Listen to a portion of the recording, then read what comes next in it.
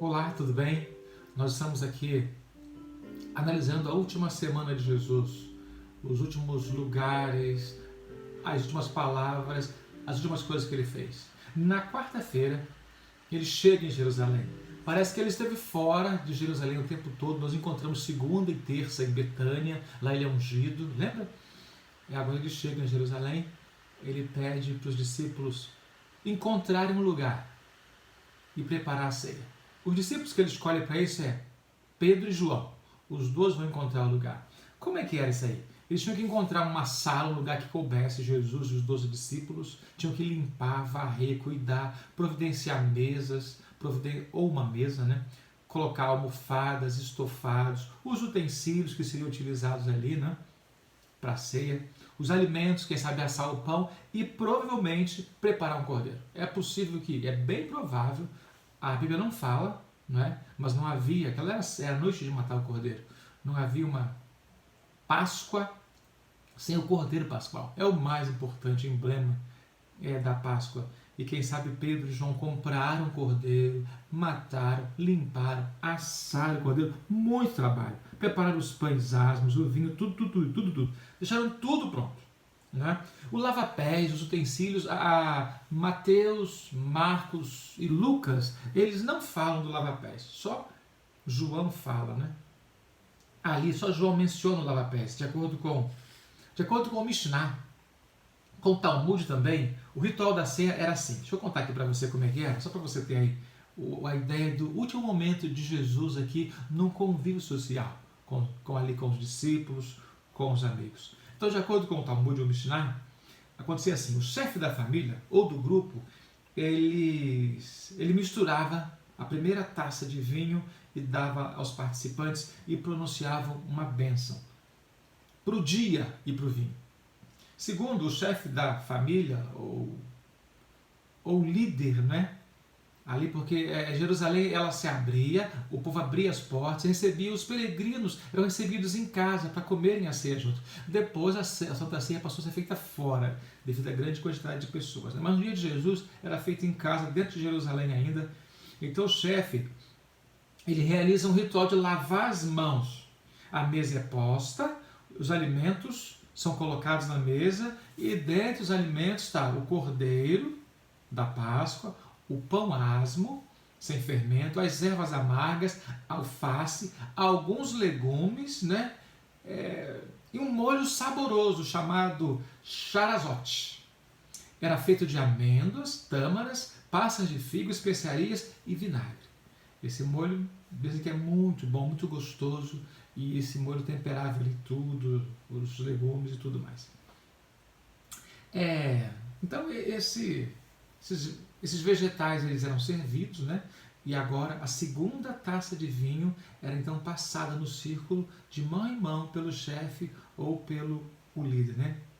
E agora aqui nessa segunda taça ele explicava o significado da Páscoa lá do Egito. Lembra? A palavra Páscoa significa passar por cima. O anjo da morte pulou todas as casas que havia o sangue lá no umbral da porta. O quinto passo era a primeira parte do Halel, da cerimônia, do louvor. Né? Nisso, esse Halel, ele consistia em cantar. Eles cantavam o Salmo 113 e o Salmo 114. Essa então era a primeira parte aí, da Páscoa, da cerimônia, do louvor, da alegria.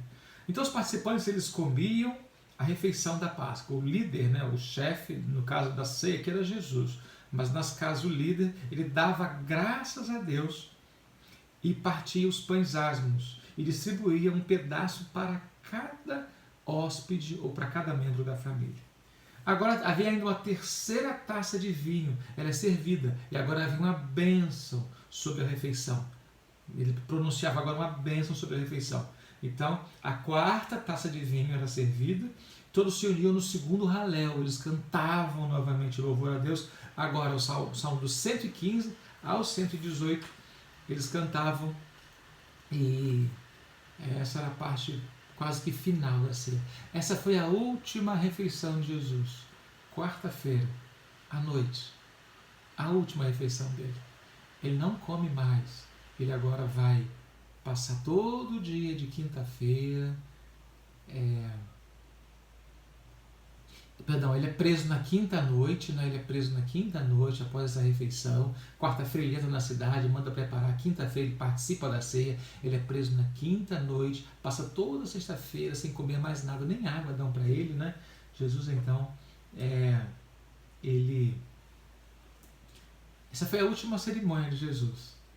E agora aqui, no livro de Lucas, capítulo 22, ele sai da ceia para o Getsêmani. Verso 39, saiu e foi para um lugar de costume, no Monte das Oliveiras. O Getsêmani, ele ficava no Monte das Oliveiras. O Monte das Oliveiras tinha lá aquelas oliveiras milenares, né? E lá no mais profundo do Jardim das Oliveiras havia o Getsêmani. O Getsêmani significa prensa das oliveiras. É lá no Getsêmani que eles pegavam as azeitonas e socava, moía, retorcia de tudo que é lado. E lá o fruto da oliveira dava o seu melhor fruto, dava o seu fruto mais precioso, que não é a azeitona, é o azeite. Então ali Jesus foi moído. Ali Jesus deu o seu maior fruto pela humanidade, a sua vontade, o seu sacrifício, o seu corpo para ser moído em nosso lugar, né? Continuando a leitura aqui, verso 40 de Lucas 22, chegando ao lugar escolhido, Jesus disse: orai para que não entrai em tentação. Ele, por sua vez, afastou-se cerca de um tiro de pedra, 100 metros. De joelhos orava dizendo: Pai, se quiseres, passa de mim esse cálice, contudo não faça a minha vontade, mas a sua. Estando em agonia, orava mais intensamente. E aconteceu o quê? O seu suor tornou como gotas de sangue caindo sobre a terra. Esse é o relato de Lucas, da angústia de Jesus. O Mateus, ele não fala do sangue, mas ele coloca outros detalhes, né? No capítulo 26 Jesus fala assim: a minha alma está profundamente abatida, angustiada até a morte. Mateus também registra que Judas vem e traz Jesus com um beijo. Mateus 26, 48, né? O traidor, o beijo. Que tipo de inimigo é Jesus que pode ser traído com um beijo? Que tipo de inimigo é Jesus que deixa o adversário chegar perto o suficiente para ele beijar a face? Jesus é o nosso amado, o nosso amigo. Ele chegou perto. Jesus é sensacional, né? E agora ele está cansado, agora ele está fraco, agora ele está angustiado. Por que Jesus escolhe o Jardim das Oliveiras? Por que ele escolheu esse lugar para ser arrastado pelos seus inimigos? Por que ele escolheu esse lugar para iniciar o seu sofrimento e não outro? Por que esse lugar? Algumas razões. A primeira razão foi no jardim que Satanás venceu. Foi lá no jardim, lá no Éden, o jardim cortado por 4 rios, que o inimigo caiu. A natureza foi testemunha disso.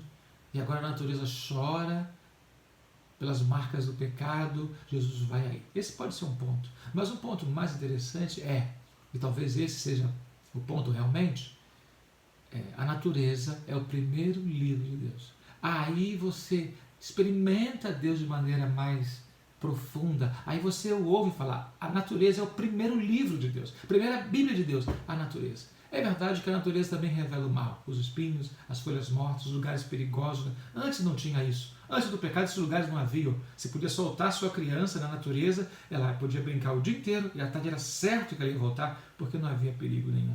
Mas agora não era assim. A natureza revela a Deus, mas revela também o mal, o perigo, né? Jesus no Getsêmani, ele ministra em nosso favor. Ministra em nosso favor. A cada passo de Jesus até chegar ali foi com esforço extremo. Os discípulos ouviam os seus gemidos enquanto oravam, mas eles não aguentaram, eles dormiram. Pedro e João provavelmente estavam muito cansados, não é verdade? Porque eles prepararam a ceia, mataram o cordeiro, cozinharam o dia inteiro. O homem não está acostumado com isso, é meio fraco para isso. Pedro e João provavelmente eram os mais cansados, e Jesus chamou Pedro, Tiago e João, os seus amigos: fiquem aqui, orai comigo. Até então, Jesus foi sempre o intercessor dos outros. Agora ele ansiava que alguém orasse por ele. Ele ansiava que alguém intercedesse por ele, que alguém chegasse perto dele. Ele fala no verso 38 de Mateus 26, ficai aqui, vigiai comigo, porque a minha alma está angustiada. Qual é a causa da angústia de alma de Jesus? Qual é a causa desse grande sofrimento a ponto de transpirar gotas de sangue? As partículas de sangue, elas são muito maiores que a do suor. Então, para sair pelos poros, onde sai só suor, uma partícula de sangue, é um estresse. A pessoa tem que estar num estresse muito grande. Os poros têm que abrir mais, estar maior para o sangue vazar aí. Eles têm que abrir, sabe, muito mais do que o normal, muito mais do que o habitual, muito mais do que o natural para essa gota de sangue pingar aí. Isso desfigurou Jesus, sabe? Ele transpirar sangue, isso desfigurou. Imagine aquela gota de sangue escorrida no seu rosto, limpada ali à noite. Isso desfigurou Jesus. Ele estava desfigurado. Ele estava transtornado. A alma de Jesus estava como uma tempestade por dentro. Por quê? 2 razões. Primeira razão, a angústia de Jesus não era por medo da cruz. Nunca foi. Nunca foi. Então está aí a primeira razão. A angústia de Jesus, a dor de Jesus, era que um dos seus ia passar para o lado de Satanás, que Judas ia passar para o lado de Satanás, um daqueles que ele ministrou, ensinou, preparou por 3 anos e meio, ia passar para o lado do inimigo e agora ia servir o inimigo. E agora ia ser destruído pelo inimigo. Essa era a angústia de Jesus, um dos seus amados. Sabe, Jesus, ele tem um amor profundo pela humanidade. Essa é a tristeza, a primeira e grande tristeza dele, é que o Judas ia para lá. A segunda tristeza de Jesus é que ele sentiu a separação do Pai. Ele sentiu a separação do Pai. Sabe, a verdade, no deserto da tentação, estava em jogo o destino da raça humana, e Jesus foi vencedor lá. Agora vier o tentador para a última tentação, última e tremenda tentação. Se Satanás vencesse a humanidade e Jesus nunca mais seria um com o Pai.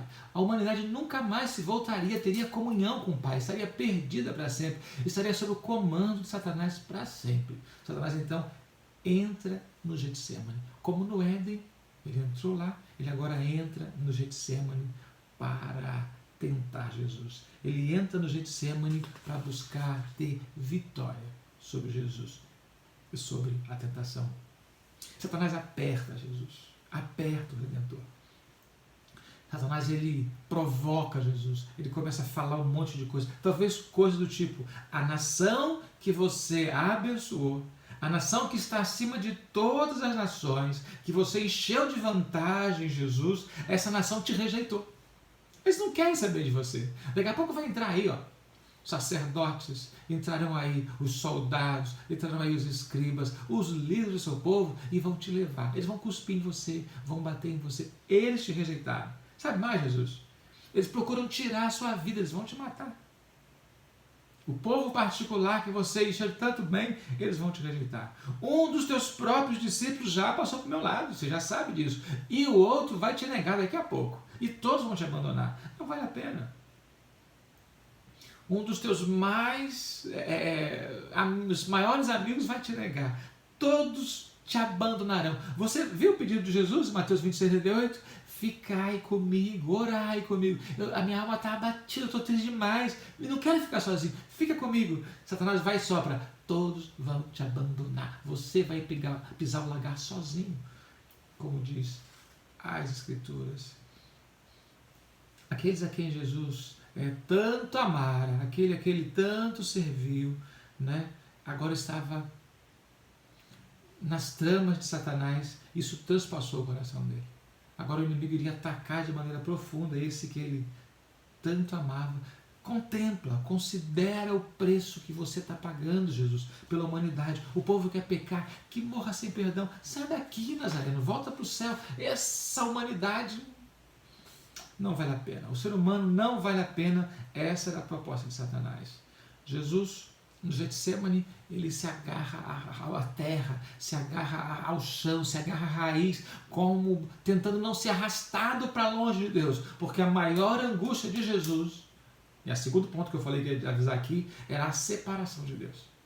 Jesus, ele foi afetado pelo pecado, ele tinha dor, ele tinha fome, ele tinha cansaço, mas não infectado. Ele nunca esteve separado do Pai, a não ser agora, aqui no Getsemane. Aqui ele experimenta a angústia. E daí ele fala: Pai, se possível, passa de mim esse cálice, mas não faça como eu quero, e sim o que tu queres. Se possível, passa de mim.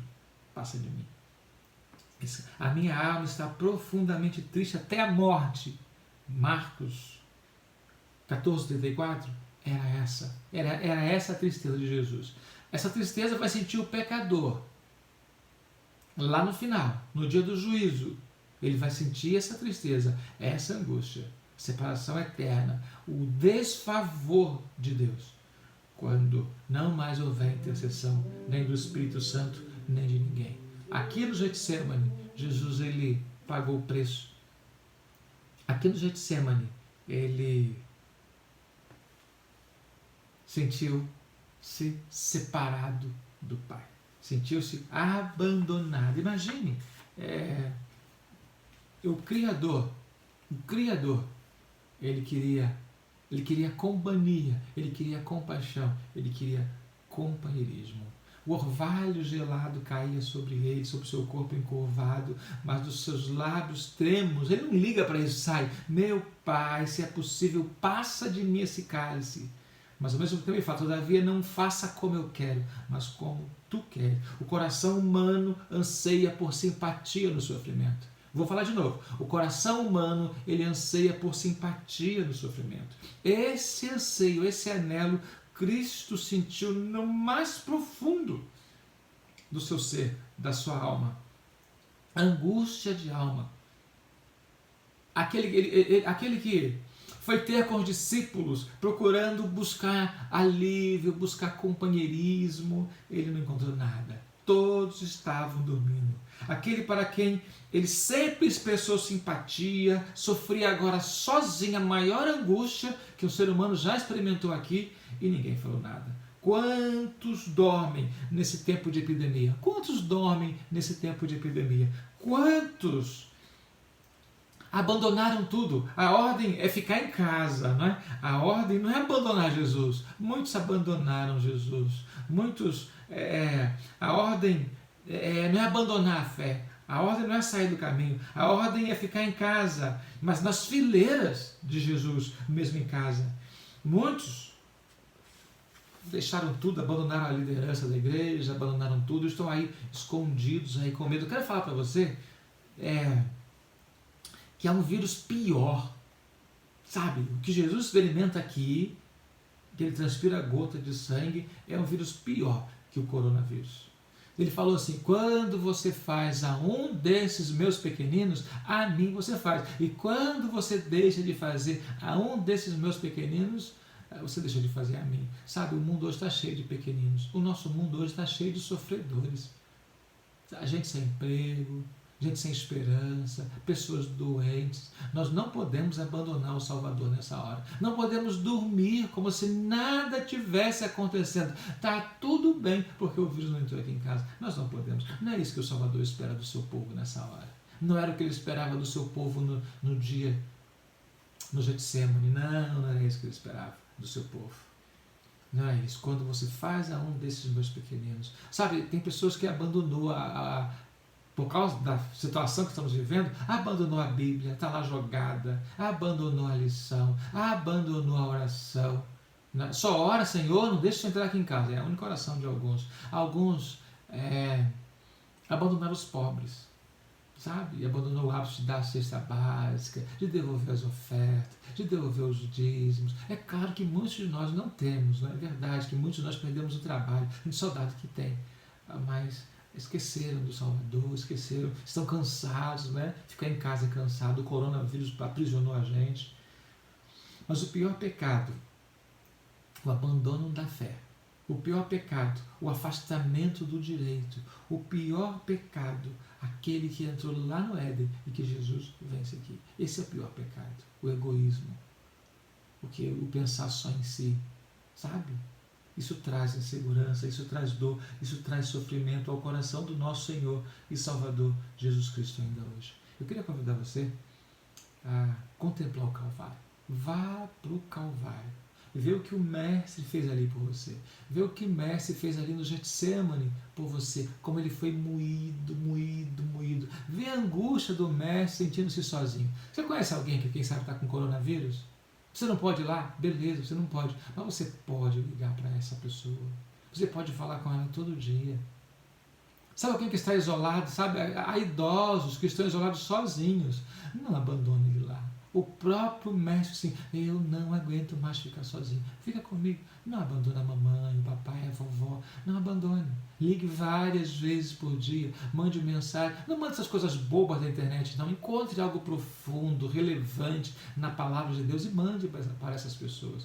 Porque se Jesus, o Todo-Poderoso, ele sentiu abandono, sentiu sozinho nesse momento de angústia e dor, o nosso querido também hão de sentir, né?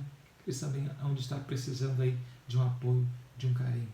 Então, o pior pecado, aos que mais traz sofrimento para Jesus hoje, o abandono da fé, o afastamento do direito. Isso traz consequências eternas. Dever para Deus é terrível. Por isso que Jesus, ele transpira gota. Pai, por que me abandonaste? Ele estava devendo para Deus, porque pela primeira vez ele se sentiu separado de Deus. Pela primeira vez o pecado da humanidade estava sobre Jesus. Sono, paz com Deus, segurança, viver para servir os outros, no mundo inseguro, né? Só acontece com Jesus no coração. Venha à luz da sua palavra. Nós vamos passar esse período aí. Vamos passar. Amém? Isso vai passar.